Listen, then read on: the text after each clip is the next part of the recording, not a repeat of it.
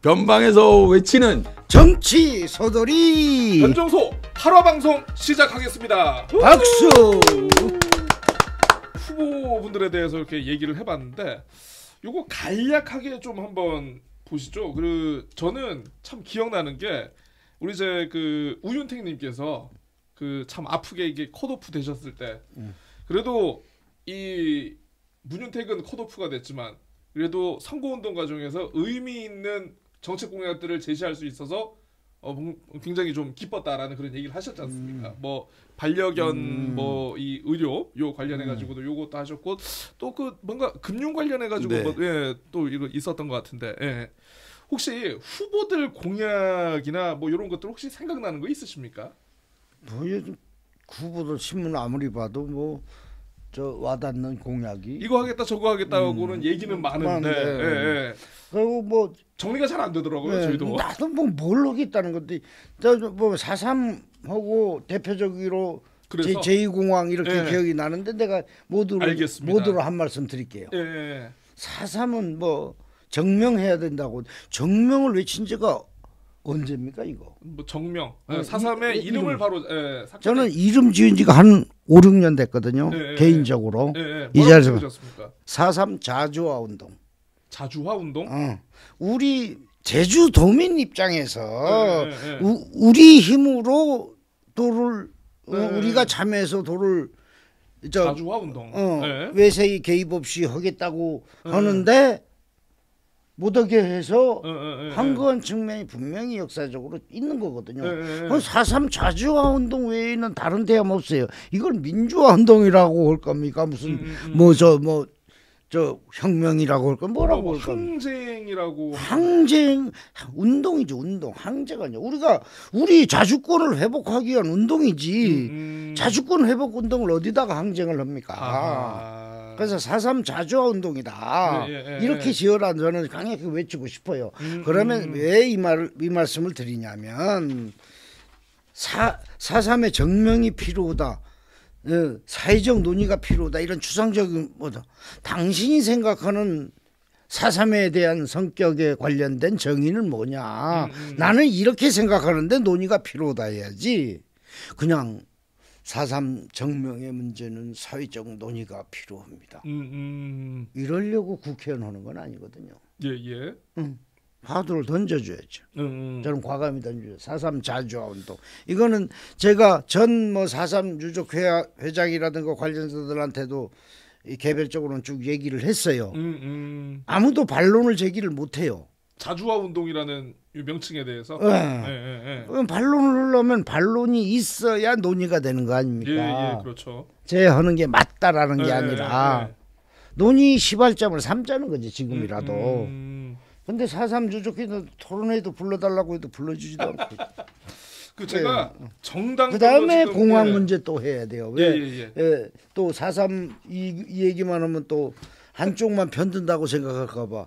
공항특별법 내가 옛날부터 외치던 건데요.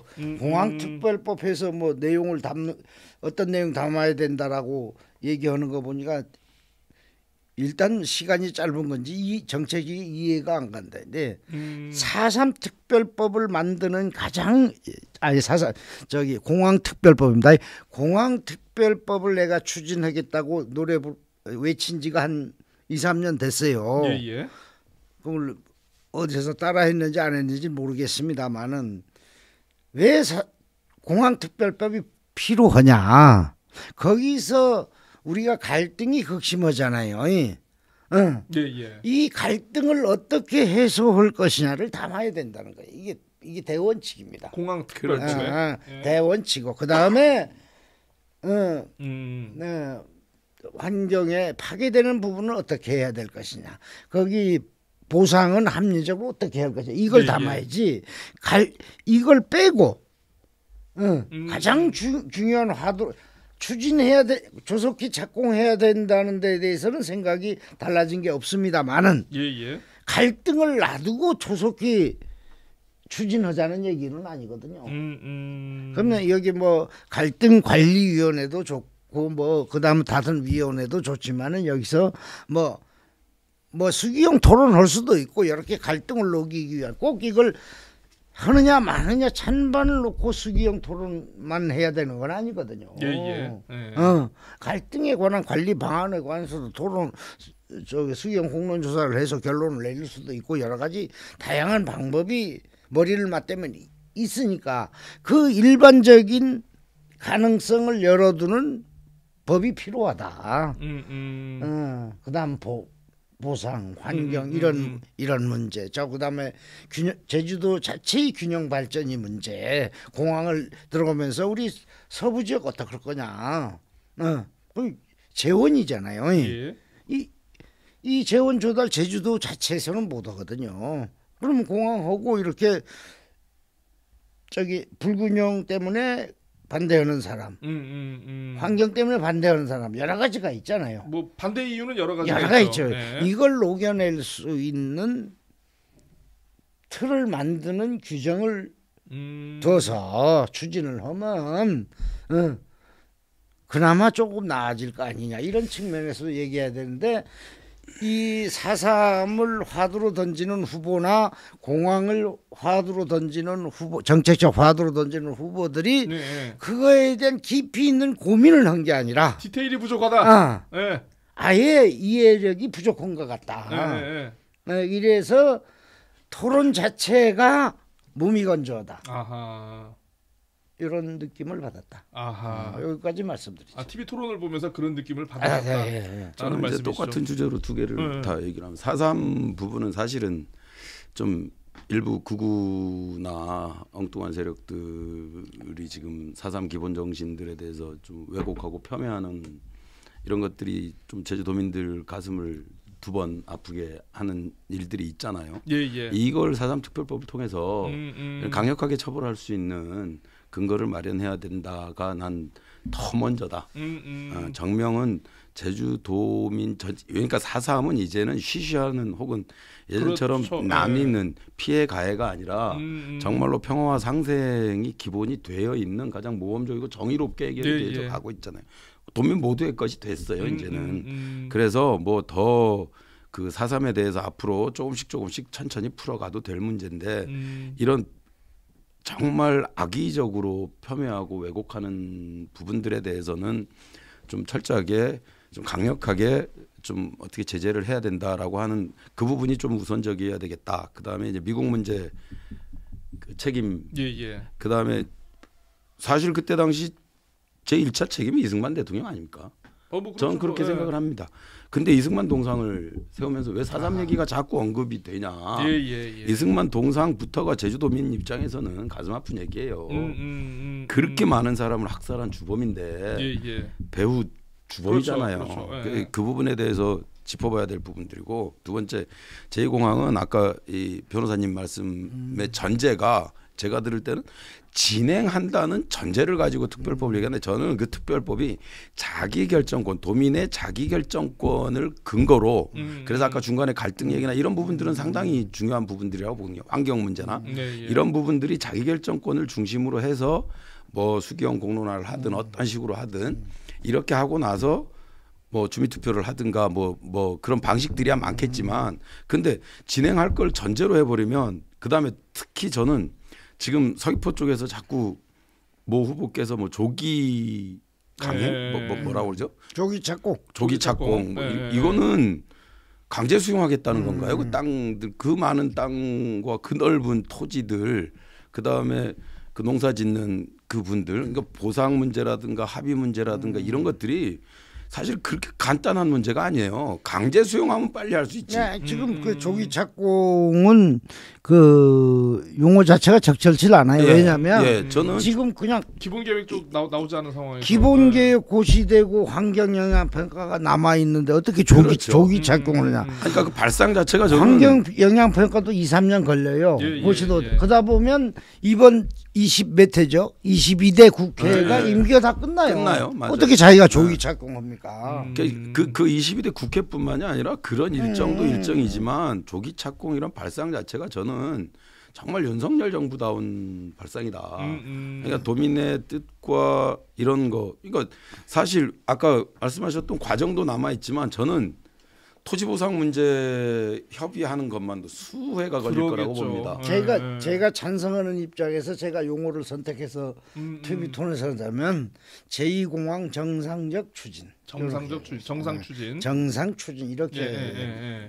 조기 착공하면 이와 같이 우리 문 교수님 같이 뭐 행정의 의지가 들어가 버리거든요. 강제 수용하자는 것이 양평 고속도로 되는 거야 이런 이게. 이미지를 받을 수밖에 없거든요. 그러면 정상 추진하면 그 중에 갈등도 녹이고 절차도 고치고 이런 사회적 합의가 어느 정도는 녹아 들어가는 표현이니까 정상적으로 추진하겠습니다.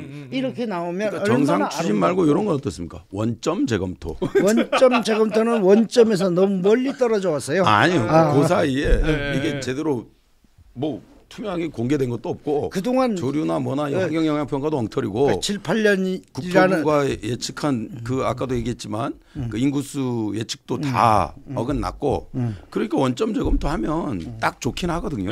그렇게 해서 갈등을 최소화하고 찬성 반대해서 그렇게 해서 찬성 나오면 강행하는 거죠. 그런데 그렇게 해서 찬성 나와도 강행한다는 건 저는 바람직하지 않고요.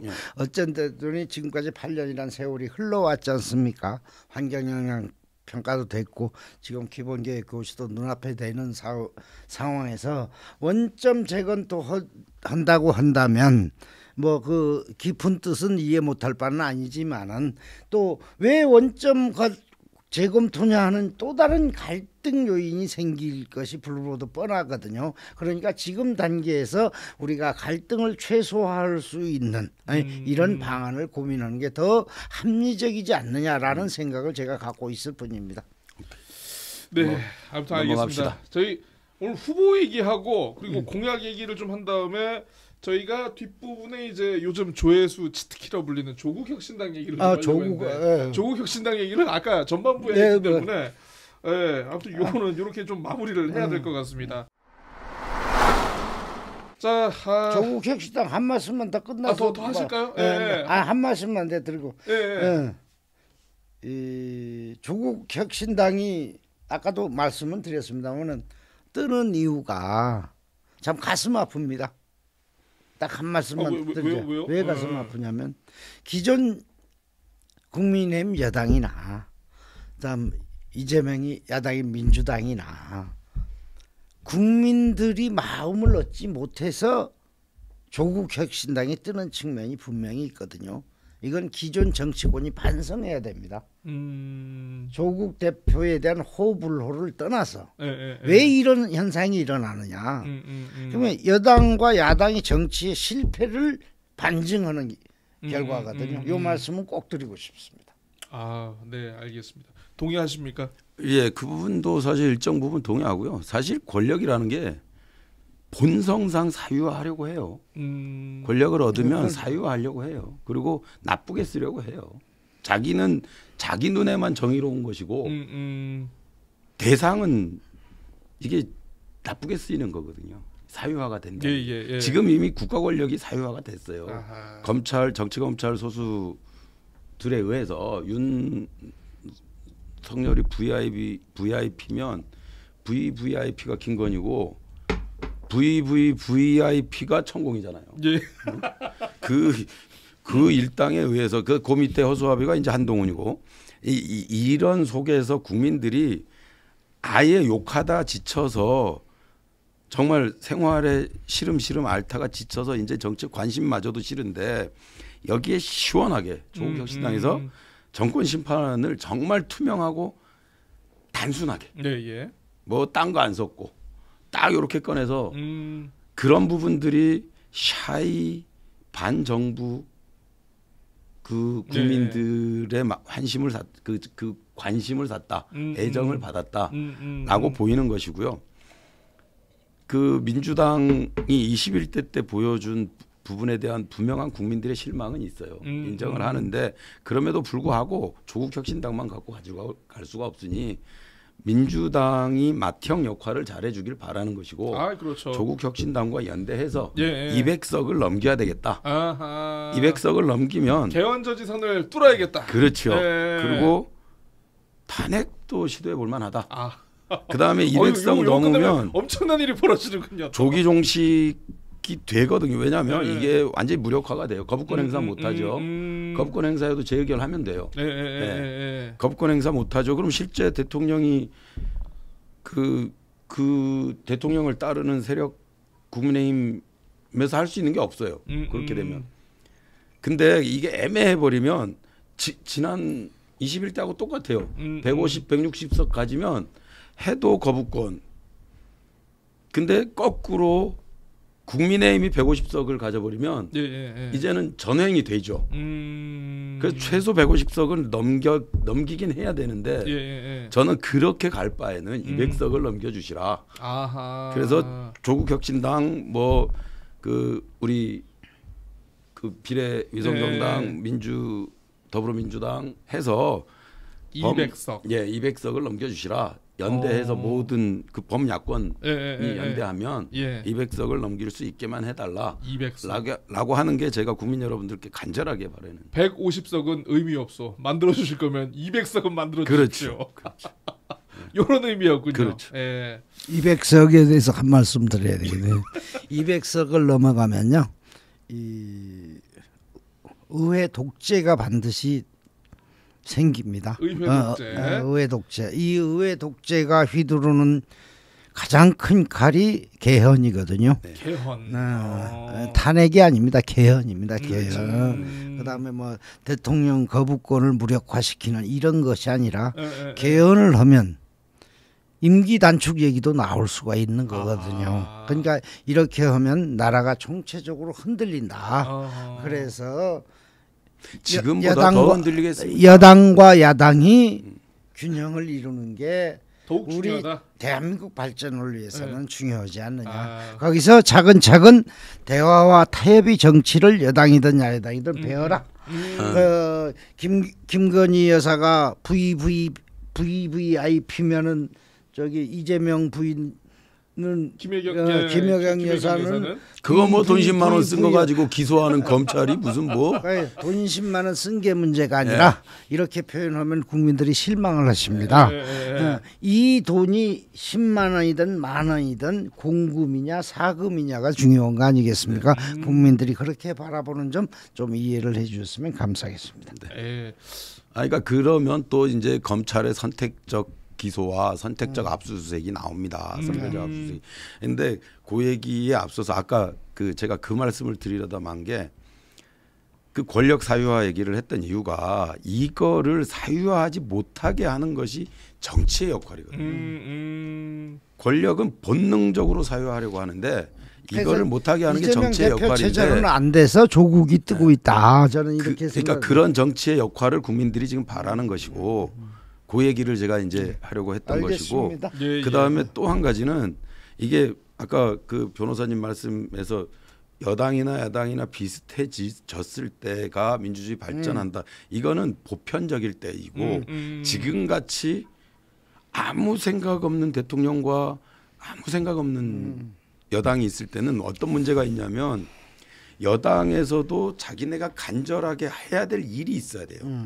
그럼 야당에서도 간절하게 야당이 서민을 대변하든 노동자를 대변하든 사회적 약자를 대변하든 민주주의를 대변하든 이 간절한 게 있고 여당도 간절하게 자기 지지 세력이나 뭐 지지 계층들을 위해서 풀어야 될 법안들이 있어야 밀실에서 주고받더라도 법안 하나씩 주고받는데 여당이 지금 어디 걸 뭘 지키고 뭐가 아니고 그냥 자리만 지키겠다. 이거 주고받을 게 없어요. 우리 문재인 대통령 시절에도 민주당이 다수석이었거든요. 그때는 무엇을 했는지 국민들이 궁금해하고 있으니까 여쭈마시죠. 요 정도로 하시고요. 요 정도로 하시죠. 오케이. 좌영진님께서 굉장히 화장실이 지금 급하십니다. 지금. 자, 변두리에서 외치는 정치 소돌이 변정소 8회 여기까지 마무리하도록 하겠고요. 원래 오늘 정말 좀 매운맛으로 한번 좀 끌고 가보려고 했는데 두 분께서 이제 정책 얘기를 하시는 바람에 약간 순한 맛이 돼버렸습니다. 선거가 진행될수록 어쨌든 저희가 다음 방송에서는 조금 매운맛이라든가 뭐 여러 의혹들에 대한 얘기도 좀 한번 해봐야 될 것 같은데요. 저희 변정소 다음 방송으로 다시 찾아뵙겠고요. 두 분 고생 많으셨습니다. 감사합니다. 감사합니다.